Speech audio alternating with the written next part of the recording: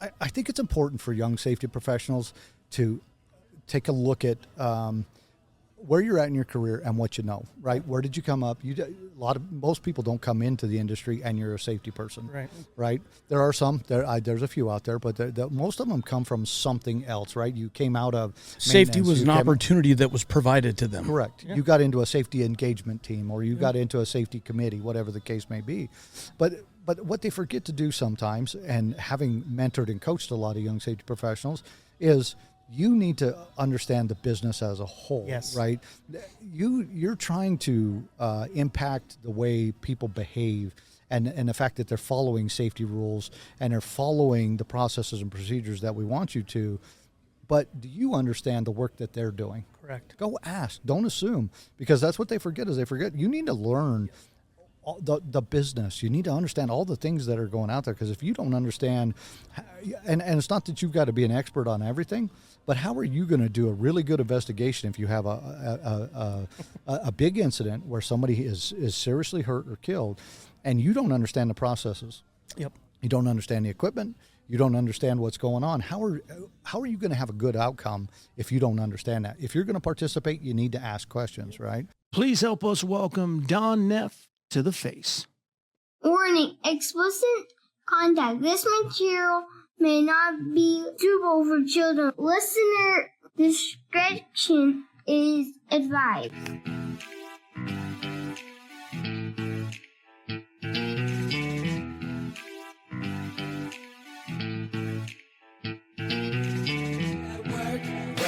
Work all day. Nothing comes free. You gotta find a way. Gotta be willing to go put in some elbow grease, cause you know nothing that you get in this life comes. Hello, miners. Hello, podcast listeners. Welcome into Mining Minds. Welcome into the face. We're sitting at the Mine Safety and Health Conference 2025. Have the opportunity to hang out with my man Dino Brunson. Yo. And we have the privilege and opportunity to hang out with Don Neff. Don, welcome in.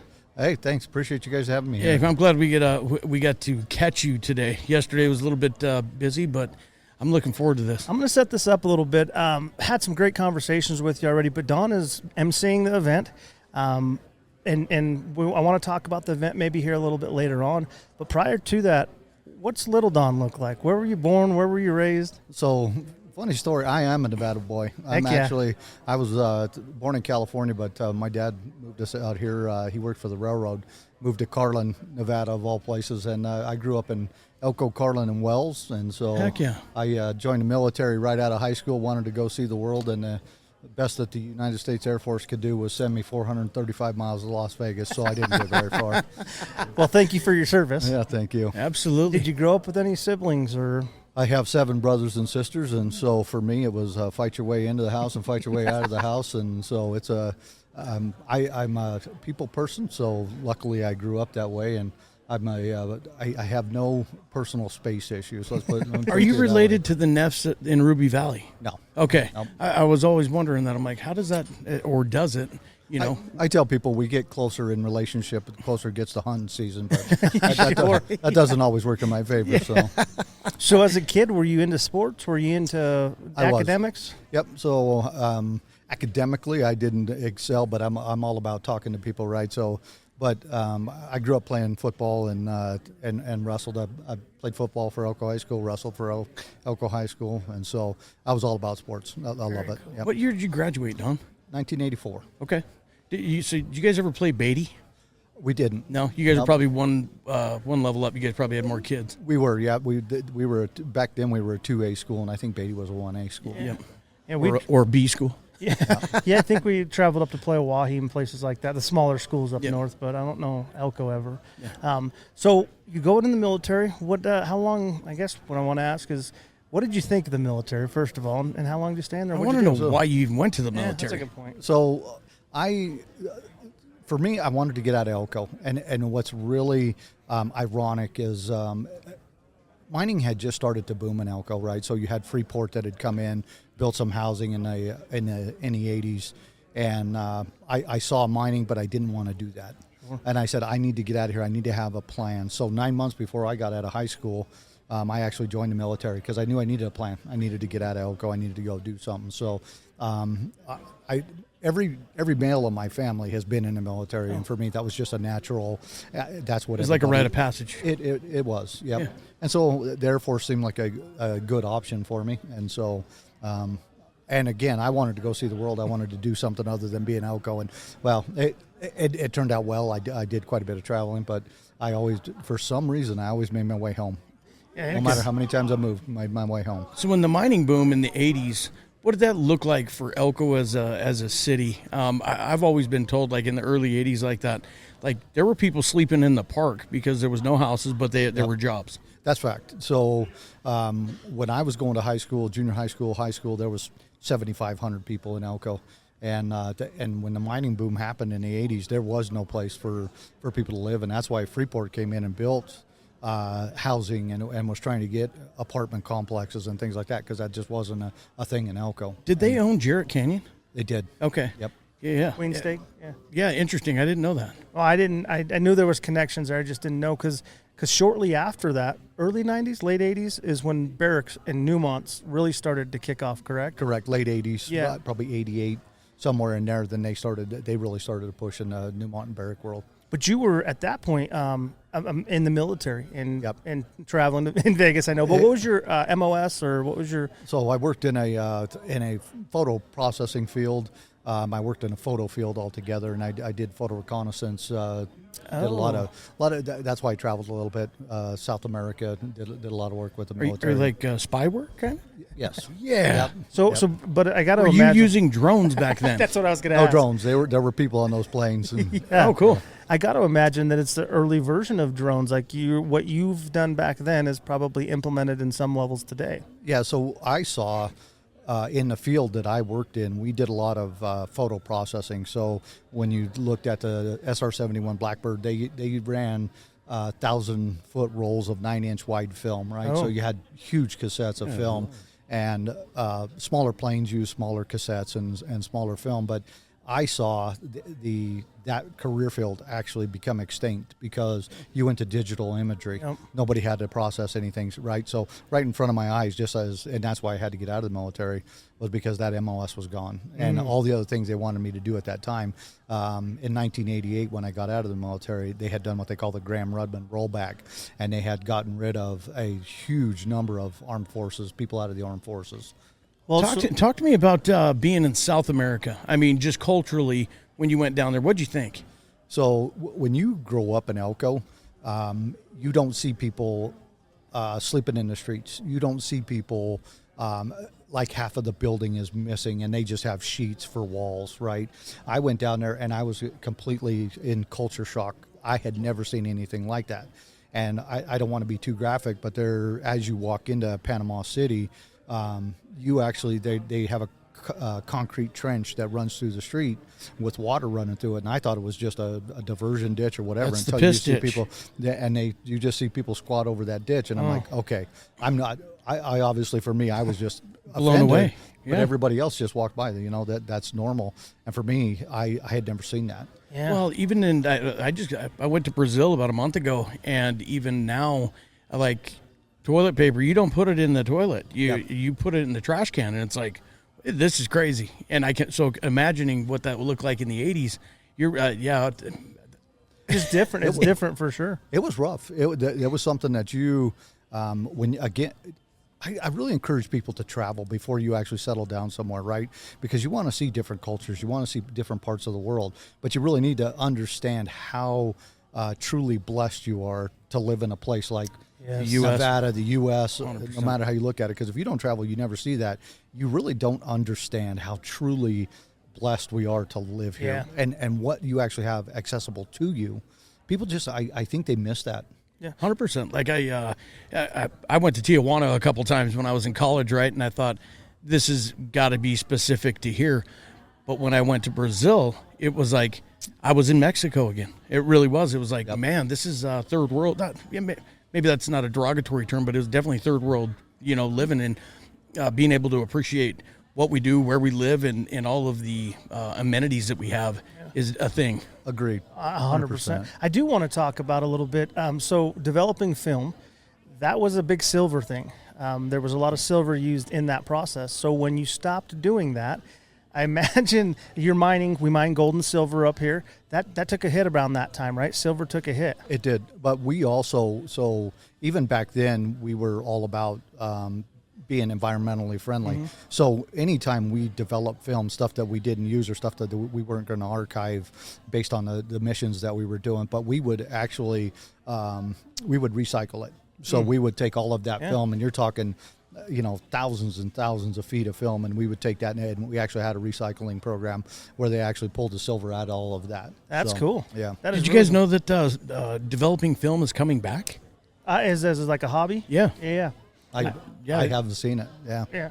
So in this process, so you left there and went into mining? Nope. I left Okay. there, and I got out of the military, and then I went to work for the state of Nevada. I actually worked for the Highway Patrol, so I worked here in Nevada. Ooh, let's hear this story. Why the Highway Patrol, and how'd you get, like, why?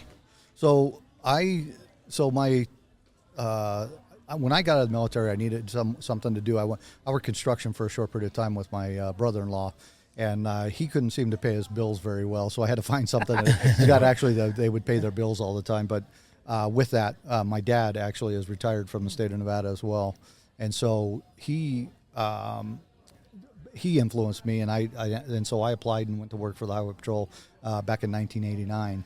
And once I got out of the military, Which is interesting because you had a bunch of rough and tough miners coming into this area at that time, and I bet you were busy. Yeah, what's some of the coolest things that you got to see or experience? so there's such a wide variety of things that, especially when you see a mining boom like that, right? So you saw the Newmonts, and everything was under construction. So you had an influx, an enormous influx of people from around the country that were coming here to do construction projects and things like that. And you basically couldn't arrest people fast enough, especially in the early 90s, because you would have people from all over the place. But we would stop, you had an opportunity to stop people for doing dumb things, and you would run a driver's license. And there was at one point, I had one organization, I won't tell you who it was, but they had actually called the NHP and said, hey, we don't have a crew. You guys continue to arrest people, and we can't. We're like, we'd love to tell you we're going to help you, but that's not a problem. Yeah, it's not up to me. It's up to your employees, bud. Yeah, you got. But you would stop a van load of people. You'd run the driver and end up running driver's licenses of a number of other people, and you might arrest half of them out of a van, and you're like, bro, that's on you. That's not on us. So working for the Highway Patrol or law enforcement specific, how do you think that changed your view of the average individual? So it never changed my view, and here's why: is I never forgot where I came from. I never took a view like that. I treated people the entire time that I worked in law enforcement. I never had a complaint against my behavior and the way I treated people. I never went through an internal affairs complaint about the way I treated people. I never used I never thought that being a cop was a power or an authority thing. I always thought it was just listen, I'm here to help people. Yeah. And that's what I did. I based my career on doing everything I could to go out there and enforce the laws. And I was never hypocritical either. So I don't like to drive the speed limit. I'm not going to, in a company truck, absolutely drive the speed limit. In my personal vehicles, I'll fudge a little bit. I have a hard time driving, but I never wrote a lot of speeding tickets. You had to talk me into writing you a speeding ticket. Yeah, you had to make me do my job. Right, because, based on attitude, right? Yeah. But with that, for me, it never changed my view of people. What it did do is it changed the way I talked to people, right? Sure. So you had to find a way every time you stop somebody, whether you're talking to grandma and grandpa or whether you're talking to somebody that's a brand new driver. Everything for me was all about education. So if I stop you for speeding and you're 16, I didn't write them a ticket the first time I stopped them. I never did. Again, unless you talked yourself into it. Right. For me, it's all about, listen, I'm going to help you understand if you continue to do this, I am going to write you a citation, but I also am going to make sure that I call your mom and dad, and they're going to come out here and talk to me, and I'm going to make sure that they understand that you're out here doing this, right? But I love that. At some level, though, you've got to be able to see through the bullshit. And correct. You can have a grandma and grandpa that you pulled over. You can have a 16-year-old kid, but you're learning how to read people. Correct. And it's because anybody can throw a mask on. But I think there's something about law enforcement that there's something specific that you guys have that to be able to look at somebody and go, there's something fishy going on here. Yep. So and they teach you, right? You go to school and you work with guys that have been around females, males. You work around people that have been around people for long periods of time, and they teach you how to read body language, how to read and you got to always be situationally aware, right? What's going on, how are they behaving, how they act, and things like that, right? If you are, when I come in contact with you and you're nice to me, I'm nice to you, and we're all going to get along just fine, right? And for you, it's probably just going to be an educational process unless you decide you're going to do something, talk yourself into it, right? Sponsoring this episode of the podcast and our event sponsor for our trip to the Mine Safety and Health Conference is Safety First Training and Consulting. Headquartered here in Elko, Nevada, but mobile enough to reach you anywhere throughout the United States. These guys can cover it all, from MSHA approved to new miner training, annual refresher courses for both surface and underground. They can help support with health testing like spirometry, respirator fit tests. They even offer courses like fall protection. So head on over to their website at safetyfirstelko.com. Check them out. Their mission is to help your crew adopt an ownership mindset. Not just do the training, but live the training safely every shift. With top-notch instructors and hands-on classes, Safety First Training and Consulting makes sure you're not just compliant, you're confident. Give these guys a visit at safetyfirstelko.com. Well, have you ever had to, and you can leave names out, but friends, relatives, somebody close to you ever had to? Yeah, you're in Elko County, man. Like, hey, I'm sorry, I got to do this. So there's no way to get away from that. Sure. There's no way you're not going to do that. And I ran into it all the time. Okay. And you stop people that either you're related to or people that you know very well. And for me, I just give them an opportunity to talk themselves out of or into. I'm like, what are you doing? Tell me why you're doing what you're doing, right? Yeah. And if you've got, you can talk your way through it, away you go, right? What a good approach. I mean, that translates into the mining industry well, Yes. from the safety side of things. Like, why are you doing this? And it could be my fault. And that's for me why the transition from law enforcement into mining was not difficult at all, because the methodology is exactly the same. If you look at the health and safety and even security side of the business, the methodology is exactly the same. You have policies and procedures and laws, whatever it is, and we're just asking people or requiring people to follow these standards and laws, right? And when you don't do that, then my job is to tell you, you're not doing what you're supposed to be doing, and here's the consequences of that. Yep. Right? So for me, I didn't take everybody to jail. I didn't write everybody a citation, but I educated them and said, listen, if you and I have this issue again, I'll pay for this one, right? This is a free one. You pay for the next one. Because you're either going to get a citation or you're going to go to jail, and you can pay your way out of that. But I gave them an option. I always gave them an opportunity. And in mining, it's the same thing, right? You come into people, they're not wearing PPE or they're not following processes, procedures, whatever it is. And you say, listen, I'm going to help educate you, but please, this is about you following. This is about you having self-control and self-awareness and doing the things that you know you're supposed to be doing. I'll help educate you, but if you don't do it again, then there's an accountability piece. Treat them like an adult. I've got a question here that's going through my mind, and it translates between mining and law enforcement with technology increasing. And so we'll take Highway Patrol specific on how you think this has changed or changing since you've been in the force with Tesla, and essentially the car will drive you to your destination. From a speed limit perspective, is there capabilities of the car or the speed limits being re-looked at to go 95 miles an hour with that car cruising you with taking out the human element? I don't think you'll see that for a long time. And the reason I say that is because our streets where we live are not built for that, right? Now, had they started that, 20 years ago and started building lanes where it was specifically for self-drive vehicles and things like that. But as long as people are going to interact with other vehicles, I don't think you're ever going to get away from there being very specific and very strict. The vehicle, it drives the way you tell it to drive, right? It'll drive 90 if you tell the vehicle to go 90, right?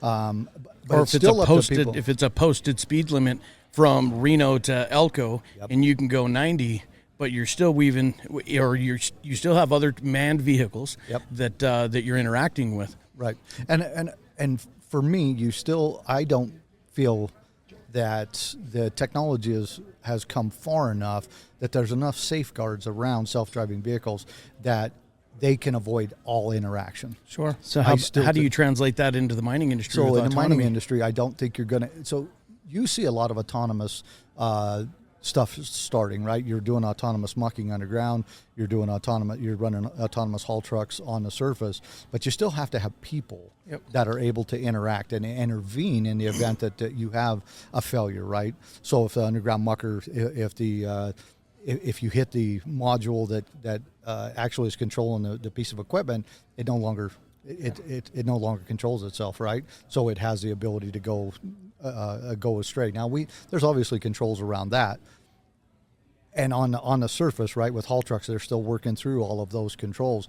I'm not convinced yet that we're prepared for fully autonomous. There's still got to be people there. There's still got to be huge controls around ensuring that we don't hurt people. Yeah. Well, you're going to have man trucks with interacting with autonomous trucks. Correct. But I will say, in the seat that I sit for my regular job, those questions are being asked, like how much faster can we run? Yeah. How much longer can we run? And what can be the impact on our overall production because of it? And the similarities with law enforcement and what we're doing out on the street, because companies like Komatsu, they've bought into what's happening on the street. They bought a company to push that into the mining industry. But I'm with you. I don't think we're there, even though it sounds great. We're there in pockets. So I'm going to use this as an example. You're at a batch plant and you only underground and you only have a certain area to run. You can close that level off or whatever it is. That works in that scenario. If you're just feeding, I would say, a crusher or something like that, there's pockets where that will work. Correct. You still need your oversight. You still need controls in place. I think we're getting closer, and somebody's going to take the chance, not chance, right, but want to work next to autonomous or humans next to autonomous is going to happen. But are we ready for it? That's the question. So, and I'll tell you my biggest thing is that you have a lot of people out there that are saying, this is what this can do. Here's the upside of this. I'm the guy that's going to tell you what's the downside of this, right? Because I'm the guy that has to deal with the there's other people that have to deal with the aftermath of that, right? So anytime you tell me that this is awesome and this works well and I think we can make this work, and I'm going to say, I think you can make it work to a certain extent. Now explain to me how it's going to work all the way through, and you're going to ensure, and I'll use that word, how do you ensure that you're not going to hurt people, right? So we had that question with Diane, a similar question with Diane Watson yesterday when we sat down and talked with her. And the question was, do you think that the mining companies or the MSHA regulators or anybody in MSHA are prepared to get ahead of the game and work with the OEMs on the technology before it comes out to where we can put standards, regulations, and how it's going to work in a foolproof plan out to the companies that are buying the equipment? No. And so when I worked in law enforcement, I worked in the motor carrier division. I started in motor carrier, and federal regulations for federal motor carriers and US DOT are very specific, right? They outline very specific requirements, and they give exceptions to certain vehicles and certain companies. Anyway, with that, the laws are written very specifically. Now, if you look at federal regulation that governs mining, it is very vague. It is very ambiguous, right? So the very interpretive, and the regulators have the ability to go out and say, I don't interpret it that way, right? So they're not even past that, where you have very specific regulations that govern the industry as a whole. They are so far behind the technology and behind the capabilities of this technology that even as mining will continue to progress, efficiencies, effectiveness, the equipment, everything will continue to progress, but the government is not there. Their regulatory requirements have not progressed. They don't even address electronic there's a lot of things from an electronic standpoint they don't even address, right? So think about this. I guess the direction of the question for Diane was, we transitioned from jackleg and more hand mining into mechanized mining, and within that transition, we were hurting people and writing standards around that. Correct. To where history is going to repeat itself at some point with autonomy and unmanned vehicles if we don't get in front of that. But then the onus goes to the OEMs and the companies to keep their people safe. But you mentioned something that was really profound, and I wanted to step back and talk about it because you said, my job or my thought process is how to keep people safe and almost question how cool this technology is. I think in safety and health, and I never thought about this before, we're usually very pessimistic. I think by nature we're always doing a risk assessment, liability assessment in your head. And we get excited about these things, but in the back of our mind, we've been trained to question whether this is actually a good thing or not. And so for the young safety professionals out there to be skeptical, I think that's just a common thing that we end up doing. That's a trait that you carry. 100%. And when I talk to young safety professionals, and I work with the safety professionals a lot, it's ask enough what ifs, ask enough questions to get yourself all the way to an answer that you probably weren't looking for. Sure. Right? Keep asking what if the controls don't work, right? And I don't like vague, ambiguous answers like, "Oh, we're figured out. We're going to be." Don't tell me you're going to be, right? I would prefer that you don't put things into play until you've actually worked all the way through what if. Yep. Yeah. Right. Yeah. But if you're a safety professional and you're growing up in the industry and you don't have that sense of criticism or that sense of asking, right, just being a little bit skeptical about, does this work the way they say that it's going to work? You need to back up just a little bit and start gearing your mind towards asking clarifying questions. That's what I love to call them. Clarifying questions. We're going to get to clarifying questions. You tell me it works this way. Well, I'm going to ask you, what if it doesn't work that way? Yeah. Sponsoring this episode of the podcast, JSR Fleet Performance, supporting the people who keep mining moving. If you're a part of a training group or managing equipment operator development, you know it's not just about running gear, it's about running it right. JSR Fleet Performance works alongside training teams to extend the life of your fleet, reduce costly breakdowns, and make sure your operators understand how to get the most out of every machine. With customized training support, maintenance insights, and real-world in-field education, JSR helps surface operations boost reliability, safety, and productivity from the pit to the shop. So whether you're building the next generation of mining professionals, looking to audit what you currently have going on, or looking to help develop your workforce, brass in at Mining Minds LLC and bring JSR Fleet Performance into your corner. So the crazy part is, I mean, let's take lithium mines, right? They're producing lithium for battery electric vehicles. Companies are already running. They're running battery electric vehicles, whether it's underground or on the surface. My company's got one in Zambia right now. But the standards written around what happens if there's a fire, what's up with the disposal, where are we going to take that?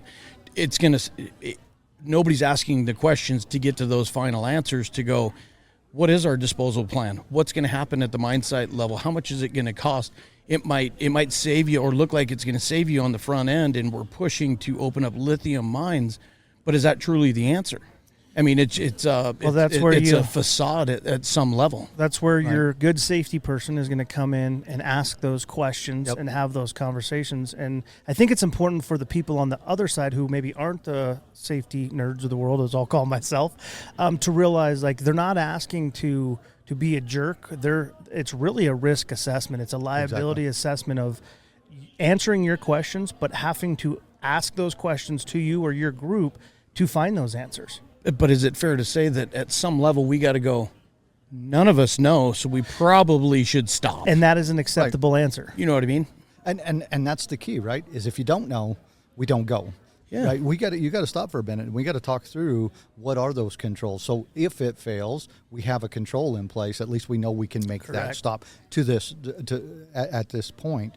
But Or the government's got their own big mine that we can send all this technology to, and we can just start sending MSHA inspectors and mine operators to see how this really functions to come up with the best scenario possible without putting our people at risk. Yep. So, and I'm going to give you a scenario that's going to happen. It's not if, it's just a matter of when. Is that you're going to get inspectors, you're going to get regulators, and in no way am I being disparaging on them. But the thing is they didn't build this equipment, they didn't build this technology, they don't understand this technology, and you're going to have them come out there and inspect and try to tell you that what you're doing is wrong, and you have to say wrong based on what? Yeah. Based on your opinion, your high level of education around this specific technology. It has to. They're going to have to meet the demands of the day. So the demands of the day require you to understand technology, and so you're going to have to take a step up, and you're going to have to start playing at a higher level. And if you want to truly regulate the mining industry, because they're outpacing the people around them, right? And there's other industries that are really,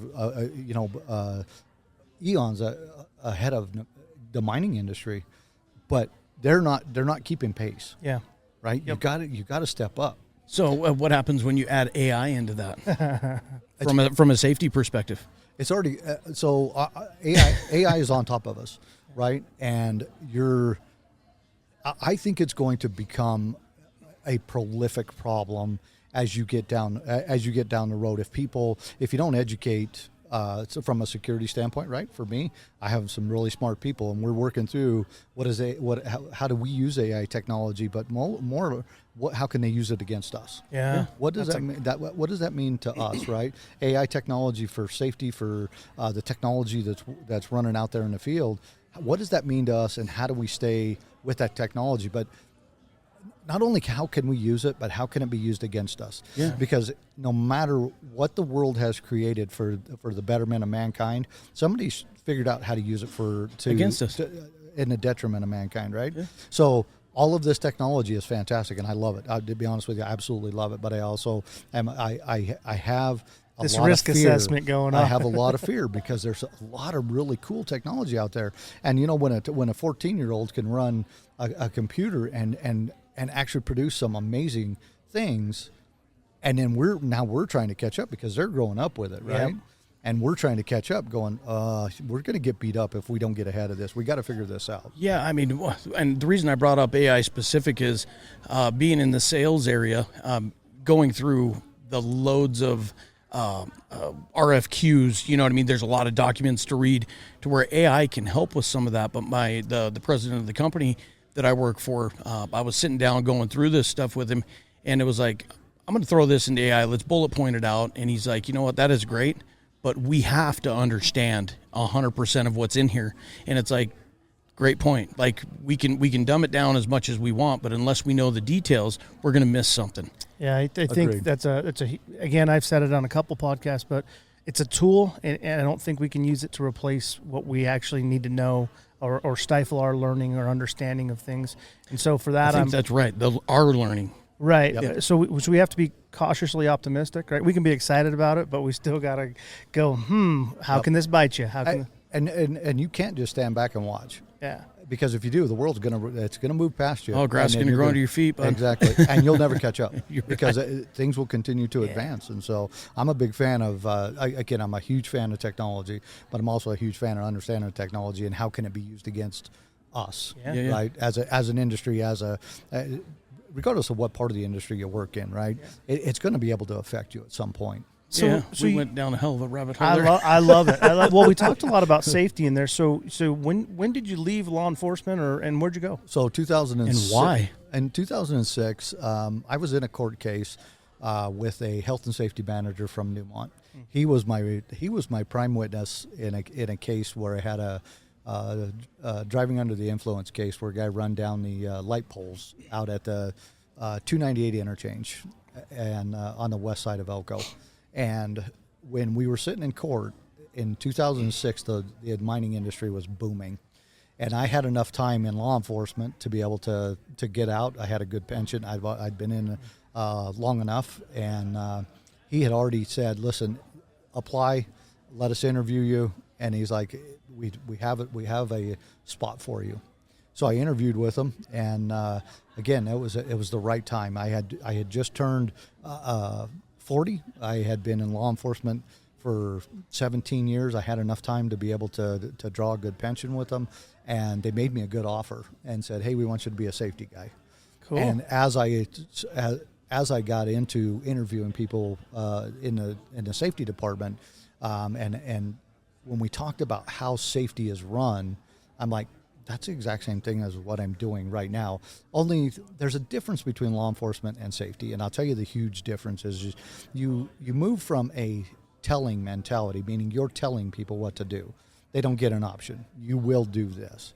And then when you move into safety in the mining industry, you're in an asking type of culture, right? We're asking you to do this. There is an accountability piece, but you have to move from that just telling people to do things to asking, right? You need to be engaged. You need to participate. You need to do this correctly. So the transition was really good. I had some really good people that I went to work for out at Carlin, and I just took to it so quickly because I'm a people person. I love to talk to people, right? And for me, being able to get out there and actually talk to people was just a fantastic move for me. It really rejuvenated my career, my life, everything that I was doing at the time. It was a great move. So when you first walk onto site, because you've been around mining and things like that, but now you get day one, you're sitting in the you're classroom. on site. Yeah, you're on site. What does that look like? So here's the downside of moving, right? What you thought you know, you don't know. Yeah. Oh, yeah. You don't know, right? Because everything is bigger than you think it is. Everything's faster than you think it is, and the world is just coming at you, and you got to step back. And I did. And I stepped back, and I went, okay, I do not know near enough about this. So I jumped in as quickly as I could. As a safety professional, I started going to National Safety Council classes and starting to learn, systems and behaviors and things like that. And I was there probably, I had started in September, and in April, they made me a supervisor. So I had gone at a short period of time. Yeah. I had become the specialist, and Responsible. yeah, but I had been doing that. I'd been a supervisor. I was a sergeant with NHP for many years, so managing people was no issue. I didn't have an issue with that. Yeah, but now you're managing to a different set of laws, and you got to dive into the 30 CFR, which is awesome. Yep. So I was used to looking at federal regulations, but then when I read the federal regulations for mining, I was just appalled. I'm like, wow, this is not what I'm used to. I'm used to it being very prescriptive. Yeah. And then when I would argue with my friends at MSHA about things, I'm like, you're making this up, man. This is not what this says. This is your interpretation. And they don't like that. They do not like that. And I did. I argue. I'm going to be honest with you. I argued a lot with them for a lot of years because I don't like. Well, I wouldn't even say arguing. It was probably advocating for what was right for our industry. Right. And the problem is that and again, I'm not beating up on MSHA because they do the best they can with what they have, but you have a different interpretation from so many different people. And I would talk to one person and they would say, no, this is what it means. And you talk to this person and they say, no, this is what it means. And I go, that's not what it means. I go, that I'm looking at that and I don't even think that's what it means, right? So everybody's got a different interpretation. So I'm advocating for the best interest of the company, right? Yep. And so it took me a little bit to really get my head around that and try. Let me ask you what you meant by you were advocating for what was right for the best interest of your company. What does that mean? Because I think everybody does that. Well, I'll step in from my your company is going to be different than Grover's company. I'll step in and say from my perspective, because I do think this is an answer I'd like to give is, you're going to accept if you're a knucklehead not doing things correctly. But when the gray area happens, there's some conversation to be had. And you can't tell me that you're right because this is how you feel or think.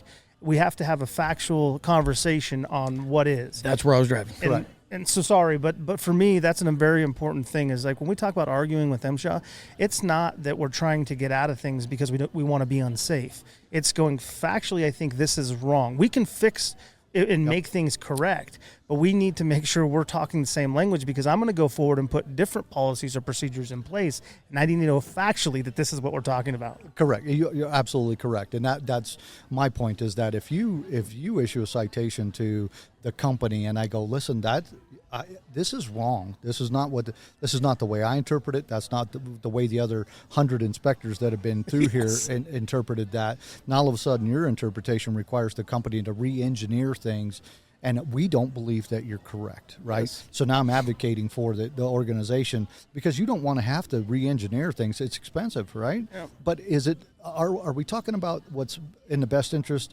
of people? Does it do something to make safety better? Or are you just saying you want this done because you want this compliant done? Yeah. You want us to be compliant with whatever your interpretation is, and I don't like that. I'm not a fan of that, right? Well, you come into people that are, I mean, let's just call it what it is, lazy, and they just want to go by what's in the book, and they're not progressing. They're not progressing safety on their end like you are.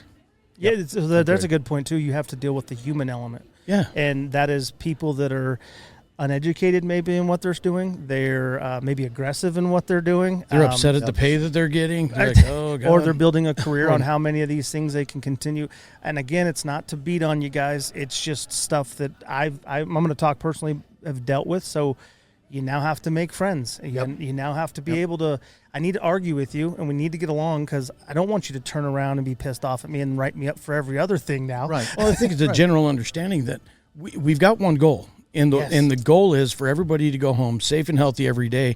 And they're a resource to be in front of us on a standard perspective to make sure they're more progressive than we are, to have a better understanding of how to keep our people safe. Agreed. You would think, but what generally happens is you argue over something that's interpreted in one way or another. Guys like you and Don are advocating for our industry to help them learn to look at it from a different lens. 100%. Correct. And again, everybody comes from a different background, right? Sure. There are some people that go into MSHA that come from a safety background, some that come in from an engineering background. It doesn't matter, right? They all look at it a little bit differently.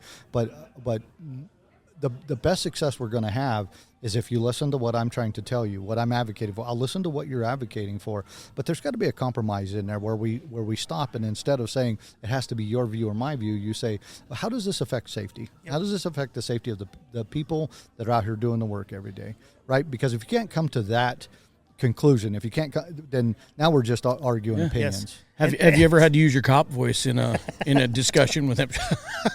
I have, and it has not gone well. Right. I have only on one occasion lost my during an investigation that we were doing. I did in fact lose my composure and lost it on a visiting MSHA inspector that was doing an investigation, and because I absolutely did not agree with what he was saying, but it had nothing to do with we were investigating fatality, and he was here he was having an issue with our ground control.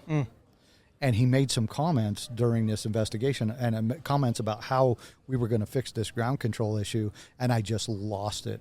Yeah. And I'm like, that is not what we are here for. And I raised my voice and just said some really colorful yes. And I'm like, listen, what are you here doing? Yeah. And I don't even know why we're having this conversation, because the fatality has nothing to do with ground control. Yeah, and you're in a pit. Your emotions are already high. Exactly. And he's coming in from an outside element, and he's like, what's going on here? It's like, focus on this, man. This is hard enough for us as a mind and individuals. Bring it back to the human element, man. Yep. Let's have some compassion and get this shit over with. Yep. And I rarely lose my composure. It doesn't happen. But that was one point where I was just, I was so supercharged anyway, because it was my area. Yeah. Mm-hmm. I was the manager at that time. I was the safety manager at Carlin. And again, I take full responsibility. I'm the guy that's responsible for the health and safety of the people at this mine site. And for me, that was a failure. But then you're here doing things that have nothing to do with that. I'm okay. I just lost my mind. Yeah, I remember our dad being in that situation back in the day, and the emotions and the heart, just human beings being human beings, to see him go through something like that and listening to your stories, like, I can imagine where you would have been mentally with this guy. Well, it's also, you're kicking somebody while they're down. They're trying to progress through this situation, both from an investigation standpoint, but also an emotional standpoint, and then helping your brothers and sisters. It's pretty tough to have somebody come in and start smacking you a little bit more when you've already got your ass kicked. That's a fact. That's factual. Well, when a mine site goes through something like that, I mean, all the regulations aside, I don't know. I guess at some level, I go, at what point does the mining company just go, you know what, shut this thing down right now? Like, we've got to get back to basics, not because we don't want to make money, but we need to get back to the people and go, what is going on? You know, heck with our share price at this point. Let's think about the people that we've got here. It's always the conundrum. Yeah, it really is. Okay. You know, you do that too long, and you're not going to have a mind to mind. And that's the sad thing is, you can do that. You should do that. They do that, but you never know what that length of time is, Right. and it's tough for. I mean, and severity of what goes on. So. Yep. That's it's a very interesting question, but it's a tough one to wrap your head around because there's so many Right. variables. Sponsoring this episode of the podcast, Liebherr Mining. When it comes to mining, you need equipment that works as hard as you do, day in and day out. That's why Mining Minds is proud to partner with our good friends, Liebherr Mining. For more than 50 years, Liebherr has been delivering a full line of mining solutions. Ultra-class haul trucks, powerful hydraulic excavators, dozers, and cutting-edge technology systems, all built to maximize productivity, lower operating costs, and keep your people safe. So whether it's moving massive volumes of material, tackling the toughest overburden, or integrating digital fleet management, Liebherr designs each machine with efficiency, durability, and sustainability in mind. That's Liebherr Mining. Click the links on the episode notes to find out more today. But so you progressed in safety. You went from a specialist to supervisor. Now you're a manager. So I about a year after I became a supervisor, my boss had gotten promoted to become a regional director, and then I decided, what the heck, I'll go ahead and interview for this job, and I got it. Heck yeah. So I'd only been there like a year and a half, and I was a senior manager. I was a surface health and safety manager. How was that perceived with your workforce? Not good. Really? Not with the workforce, it was good because I have really good relationships. I'll be honest, I have fantastic relationships with people still, that the people that I worked around and worked with, and I have a very high level engagement with people, and I like dealing with people on the mine site, and with the people that I worked around in maintenance and operations and engineering, they were ecstatic, right? But the people that I worked with in the health and safety group, the peer level, they were very upset. Sure. They did not like that change, and the reason they didn't like that change was because I was an outsider in the first place. Yep. Right. And the other problem was I hadn't been there very long, but what they misinterpreted is I hadn't been in the mining industry that long, but actually, from a health and safety perspective, I'd already been doing this for 20 years. Yes. Yeah. Right. So you just can't. Those individuals could not understand that actual connection, right? And so they struggled with it for a short period of time, and then we moved on very rapidly. They started signing their checks. Well, I think that's an important piece of where we're at as an industry right now. I mean, we're trying to bring people in from other industries, right? Yep. And they're going to be people with similar experiences that they can bridge that gap to where they might have better positions coming in, or they're not going to have to start in a hauled truck, or like maybe some other people had to, but you get down to having to manage that. Yep. I want to note something, because I do think that you've got the mental capacity to do it, but I think you also have the human side to be a leader, a true leader. Yep. And so I'm wondering how that played, because you don't get to those positions if you don't have the emotional intelligence to communicate with people, and you're not down at the face. I'm assuming that played a role, and maybe walk us through a little bit of how that works for somebody that's coming in new. So I had an opportunity, and I had a phenomenal opportunity, to be honest with you. As I became a senior manager at Carlin, we were starting the safety journey with Newmont. So, and I happened to be on the ground floor of that, where we developed the processes and languages, the language and the health and safety manuals around what that safety journey looked like. And then I had an opportunity to take that information and then go sit with supervisors and managers and hourly employees and go, here's what we are trying to do, right? So I had a high level of engagement. But the other thing is that I had been working in emergency response for when we had a failure, right, we would have an incident, a big incident, a fatality, whatever the case may be. From an investigative standpoint, I know what needs to be done. I've done this. I know what's going on, right? So people around me would and I feel like they would follow me when I said, hey, here's what we're going to do. The people around me felt like I had the skills and the ability, and so I felt that people had a real strong connection to me and would follow, hey, here's what we're going to do. Sure. And my ability, when I was in law enforcement, I spent 17 years and never got hurt. And the reason I didn't get hurt is because I know how to talk to people, right? I know I know where you're at. When you're having a conversation with me, I know if you're having a problem, right? I know that you're having that problem. You know that you're having that problem, but I have the ability to remove you from that. But I know how to talk to you. Yeah. And it's not that you weren't put in the situations; you just managed them better. I just managed them better, right? And I feel like that's one of my gifts is having good people skills and be able to read people and know that they have a problem, know that I can help them. Can you look at Grover right now and tell him what his problem is? I was going to ask something similar, but I can see you brewing.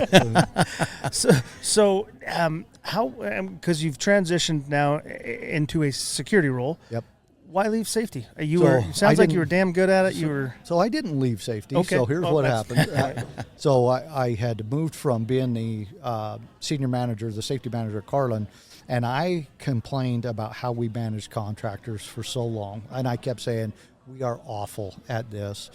And so they came to me and said, well, if we're awful at it, build a program and figure out how to manage contractors. So for Newmont, I became a regional manager, and I built a contractor management program, which was wildly successful. And I'm not saying Good on you. I didn't do it myself, right. But I got the right people, and I said, here's the tools I need to help me. And I went out and trained 1,500 people on how to manage contractors in less than a year. Wow. We built that, and we drove frequency rates way down with contractors because we partnered with them. Right? We said we're not, it's not a you and us type of thing. It was all about us doing this together. So my question for the audience out there, not for you, for the audience to hear is, what is a true partnership from your perspective in something like this? So here's the partnership. So when you come in, when I was managing the contractor management program, is I want to see what your program looks like, but I want you to see what our program looks like. And if you're better at this than I am, I'm not going to tell you have to change the way you do business, because you may have, and I got to tell you, when we started, you had people that had better field level risk assessment programs. They had better actual formal risk assessment. They had really good programs. And actually, I would partner with them and go, hey, do you mind if we take some of that information and we use that to build our program? Right? That is a partnership. And then when I would go out and do inspections, and I would and we would go look at their work areas, and we'd look at their equipment and things like that. When we're doing that, I'm asking them, tell me how this works. I don't know. I'm not going to tell you how your equipment works. I'm not going to tell you how you train your operators. I want you to tell me. And then that way, when I come out here and I see what you guys are doing, I know whether you're doing this the way you're supposed to be doing it or not. You know what to expect. And I know what to expect. And then when they had injuries or they had property damage accidents, it was never about a finger pointing thing for me. We didn't go out there and just wave our finger at them and go, you did bad. That's not what we did. We went out there and said, okay, what did we do that led to this? Was it a system? Was it a behavior? Where are we at in this, right? But for me, it was never about, it wasn't a blame game. It wasn't about you guys aren't good at this and we're going to help you get better. Never took that approach to that. What we said is, tell us what you did well, tell us what you didn't do well. Was it a system issue? Was it a behavior issue? Was it an equipment issue? What actually failed? And let's truly fix that. How much visibility did you have into their workforce? So I did a lot, because I went out and did safety meetings with them. I saw a lot of the work that they were doing, right? And so it was, for me, we were learning because we didn't have a contractor management program, so we're learning as we go. But I also needed to understand the work that they were doing. How were they doing? Well, you guys are an extension of each other's arm, and if you had visibility into their workforce and they knew you as an individual and you knew them, you knew if, hey, Joey over here wasn't right today, something's up, and that's huge. Yeah, so from the partnership perspective and from a company perspective, doing that way, you were able to build best in class. You were able to take the best out of all these things. And then the second part of that is people that you partnered with, your contractors, they felt like they were involved in the process because something they had now is in this company. So I think from a cultural standpoint, it starts to build that trust. We say partner and we throw that word out a lot, but what you really built was a partnership, like a true partnership. And you go back to anybody that was there when we built this program in probably 2012, 13, 14 for Newmont across Nevada. When we built this program, we truly built a partnership with our contractors, and we said, listen, we want to do this together. This is about us becoming better at what we do, all across the board, right? Doesn't matter what the work is, we just want to do better across the board. And when you lose that, for me, when you lose the concept that we're going to do this together and then we're just going to tell you what to do, now we're at odds. Now everything's a finger pointing, yep. and we're not working towards building programs, systems, behaviors that are going to get us to world class. Right now, you're building we're going to do it our way, and we don't care what you guys think, or we're going to tell you you're going to do it our way, and we don't care what you think. Well, I don't like that. I don't like that philosophy. Well, I think some of these contractors come out and not with your program specific, because, like you said, it was a true partnership. But I think there's other companies out there that go, hey, we've got a contract manager program. We want to get inside of your company and understand, but it's not for the right reason. It's to start manipulating what they can and can't do, whether it's, how much profitability. Like if you have a super successful program, those contractors are making money, and which in turn means that you're getting your jobs done faster, which means that you're blowing your budgets out of the water on a positive side, yep. to where everybody's winning.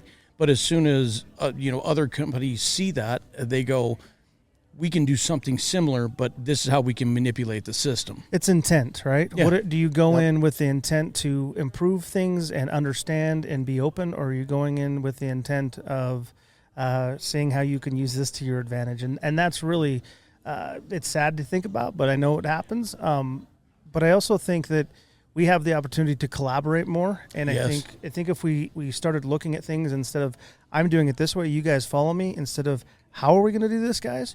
That's going to get us there, and that intent is better off. I think, to me, the intent. So I will ask that, with the old school rivalry between Newmont and Barrick, how often were you able to visit with the Barrick guys and go, hey man, this has been successful for me? So I'll be quite honest with you. The people that I worked with on the contractor side would tell me all the time, we would much rather come over here and work with Newmont because you guys actually partner with us, because you guys will work with us, because in that day that the culture, now I didn't work there, but it was a lot of just do it the way we tell you to do it type of philosophy, right? And so they didn't want to be told, they just want you to listen to the way, this is the way we do this. And a lot of times you got to understand, you're not the expert. Yeah. Right. As a mining company, you bring people in there. If we knew how to do that, we'd do it ourselves. Right. Yeah, we're miners. But they didn't like the way they were just told you suck at what you're doing.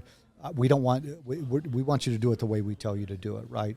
And when I say I felt it was wildly successful, that's what made me feel like it was wildly successful, was because we drove frequency rates way down to the lowest they'd ever been with Newmont, but we also drove a culture where these guys actually would come in and sit down, talk, we would work together, but would also say, I love coming here to work. And when somebody tells you they love coming here to work, man, you've won. Yeah.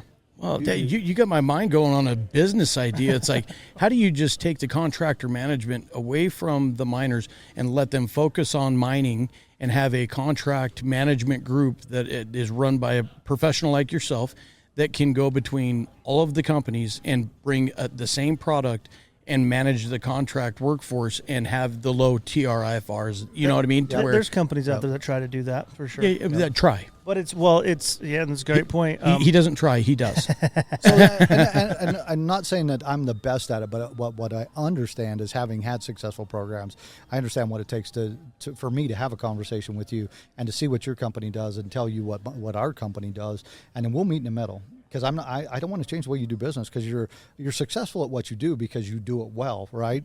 Well, when you come here, I want you to continue to do that well, but within the confines of within MSHA regulations, right, or within certain parameters, right? As long as we can do that, let's get this done. Yeah. Right? So you've mentioned a couple times frequency rates, TR, I can't remember. The Triffer. Triffer, thank you. That's what I was trying to say. Those are all lagging indicators.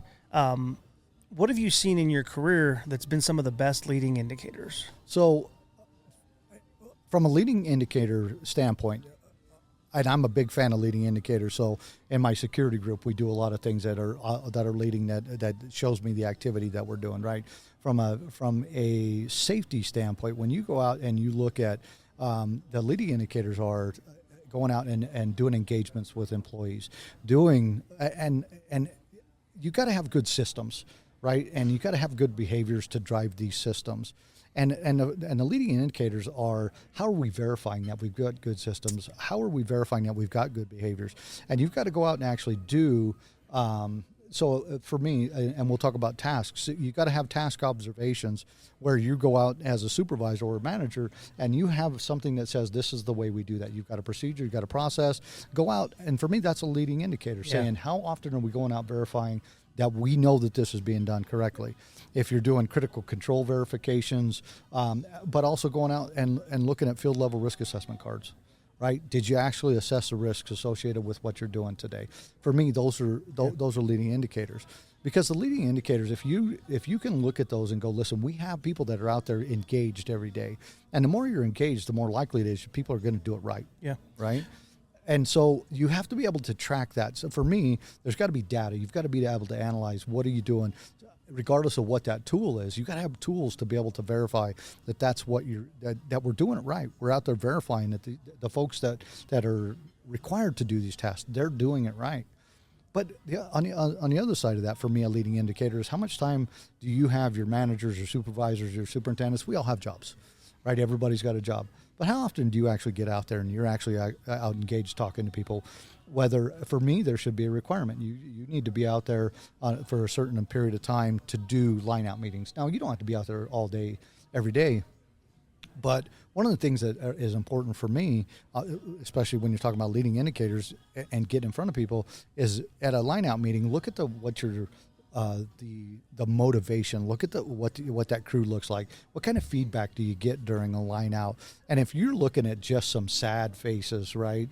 You walk in there and you're like, "Hey, how's your day going?" They're like, "Living the dream, happy to be here," right? Yeah. And you're like, "We're already on the wrong foot, man." Yep. For me, you're looking for people that are motivated. Who are those people, and how do you get entire teams of people to be motivated to do the right things, right, on a day in and day out basis? So I know I'm kind of wandering here, but no. But for me, the proactive piece of safety is all about making sure you got good tools and good people, good leadership to get out there and get those interactions done. You got to have tools and you got to have a way to track it, right? So you know that it's done. Well, that's why I asked the question, is because we talk about being engaged and going out, and I think even if, and I'll use this, maybe a younger professional, safety professional needs to be out in the field, in my opinion, more than they're in the office.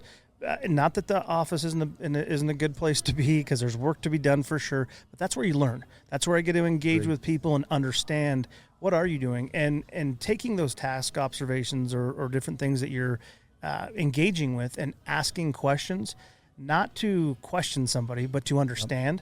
And I think at least what I've experienced is we often get wrapped up in a lot of office work. So your safety people aren't out there engaging as much as they need to, and they don't have to, because you have supervisors and things. But they're absolutely, to me, there should be the younger you are, the more inexperienced you are, I need you out at the face more. Yep. As you get older, you're going to be more office work and things like that. So I don't know. I thought that was important, because you are leading indicators. The observations, the engagement is such an impactful thing that I hope that we see the industry doing more of that. And I think it's important for young safety professionals to take a look at where you're at in your career and what you know, right? Where did you come up? Most people don't come into the industry and you're a safety person, right? There are some, there's a few out there, but most of them come from something else, right? You came out of safety was an opportunity that was provided to them. Correct. Yeah. You got into a safety engagement team, or you got into a safety committee, whatever the case may be. But what they forget to do sometimes, and having mentored and coached a lot of young safety professionals, is you need to understand the business as a whole, Yes. right? You're trying to impact the way people behave and the fact that they're following safety rules and they're following the processes and procedures that we want you to. But do you understand the work that they're doing? Correct. Go ask. Don't assume, because that's what they forget. Is they forget you need to learn the business. You need to understand all the things that are going out there, because if you don't understand, and it's not that you've got to be an expert on everything, but how are you going to do a really good investigation if you have a big incident where somebody is seriously hurt or killed, and you don't understand the processes? Yep. You don't understand the equipment. You don't understand what's going on. How are you going to have a good outcome if you don't understand that? If you're going to participate, you need to ask questions, right? And for me, that was one of the things that I feel I was very smart about. I came in with a very high level of asking, and not a high level of telling. I asked, how does this work? Tell me how. And even if you look like an idiot right off the bat, and you go, I don't know. Listen, I haven't been in mining, or I have now, but back then I hadn't been in there. I'm like, I haven't been here a long time, man. I do not know how this works. You please tell me how that works. And then if you can tell me how that works, I might be able to just tell you a safer way to be able to do that. Yeah. Well, I'll tell you what, man, through the 200 shows that we've done, I think the most influential people that we've sat down with their workforces and the most successful, that has been their approach. I'm not the end all be all. Tell me, and let's conversate about this. And they don't know it at the time, but they become mentors in the industry because their vulnerability and their ability to communicate at a human level is by far blowing everybody else out of the water. Everybody else is looking at it from a pride or an ego standpoint. Yeah. Well, I think that a lot of those people are constant learners. They're truly curious about how to help, and if you're in that position, I don't think you can go wrong. No, I agree, and it doesn't matter what part of the business you're talking about, right?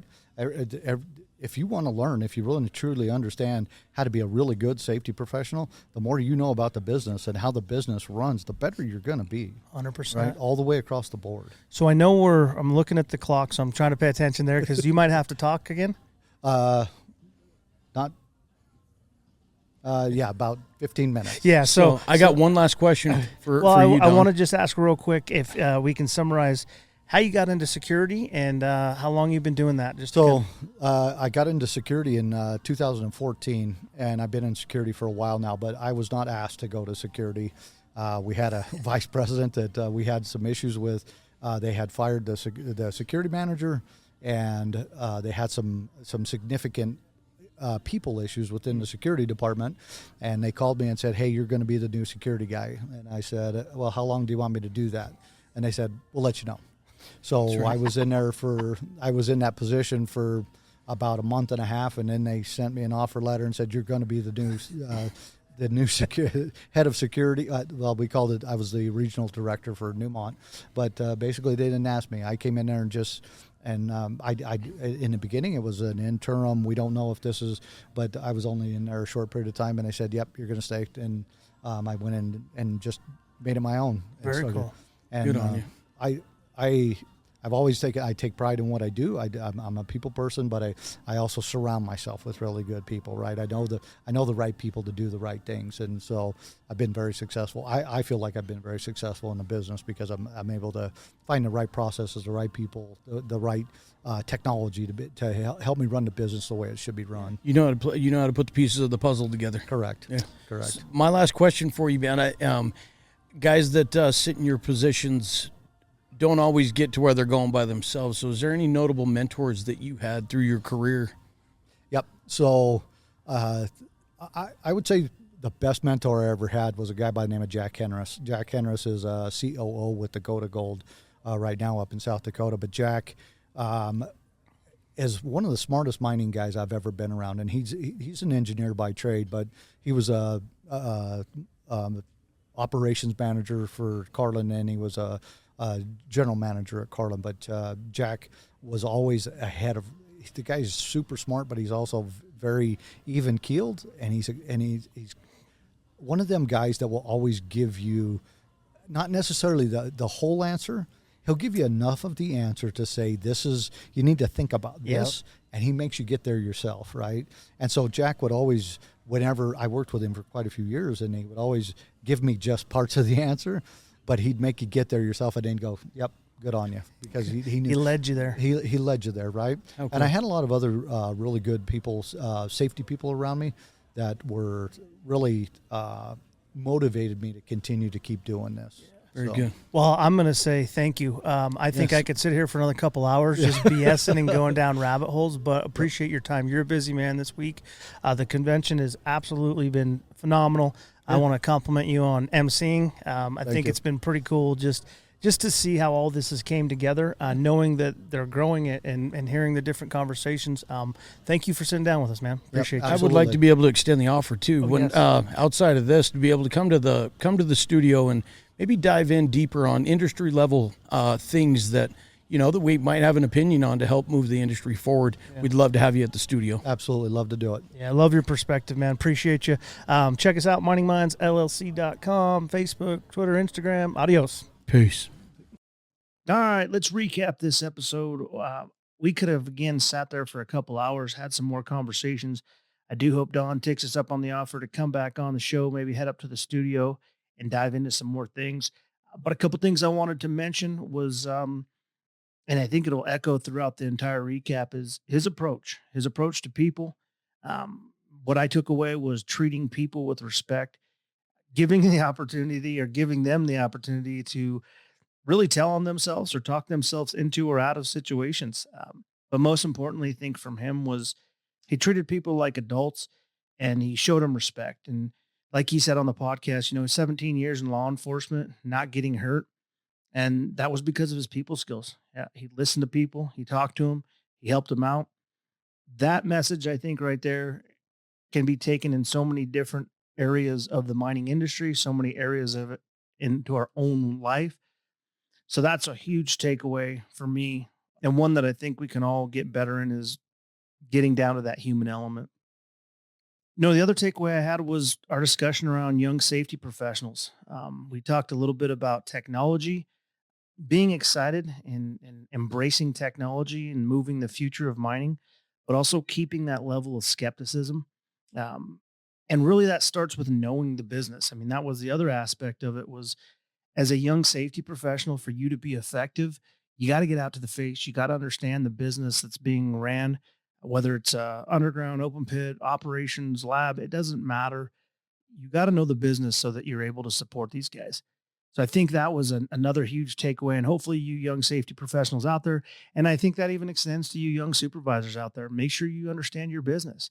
The only way you can help the people at the face, the only way you can help the workforce is to understand that business a little bit better.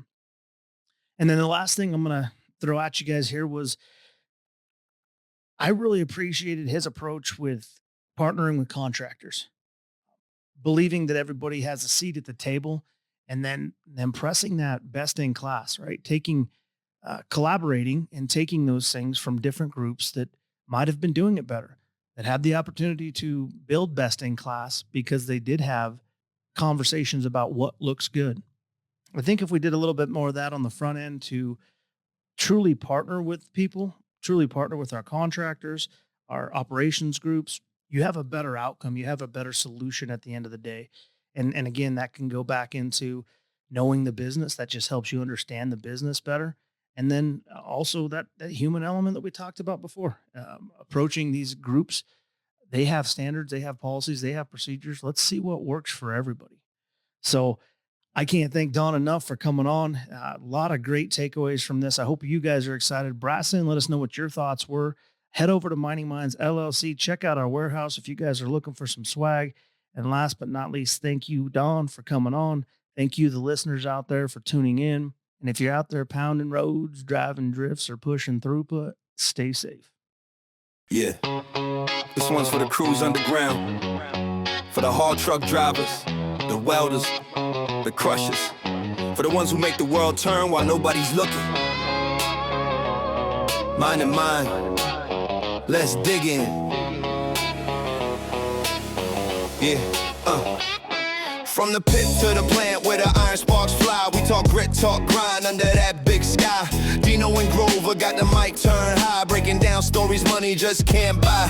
From the driller to the tech with the night shift eyes, we shine that light where the truth resides. Talk safety, talk struggle, talk pride inside. Man, it's the heartbeat where the people thrive. For Money Minds, we dig a little deeper. Stories from the soul, not a corporate speaker. Human element, it's the real truth seeker. Every week we rise, podcast speaker. For Money Minds, we dig a little deeper. Stories from the soul, not a corporate speaker. Human element, it's the real truth seeker. Every week we rise, podcast speaker. Yeah, copper, gold, silver, coal, you name it. We break down the process, the blood that sustain it. Presumption flow, the culture, the cause. The ones who made it happen, never counting the loss. We the Joe Rogan of the rock and the dust. Talking tough love, respect, and trust. From the whole road climbs to the mill line hum. We bring the stories where the real ones come. Money Minds, we dig a little deeper. Stories from the soul, not a corporate speaker. Human element, it's the real truth seeker. Every week we rise, podcast speaker. Money Minds, we dig a little deeper. Stories from the soul, not a corporate speaker. Human element, it's the real truth seeker. Every week we rise, podcast speaker. This ain't no suit and tie talk. Nah, this the grease-stained boots on ground law. From hard times to the times they thrive. Money Minds keep the culture alive. We salute the companies that back their crew, the ones that care and the ones that grew. From Nevada to Peru to the odds and minds. We link that world with the honest lines. Dino and Grover, yeah, they speak that truth. In a room full of miners, they the voice of proof. Plug in, tune up, and follow the signs. It's the sound of the industry. Money Minds. Money Minds. We dig a little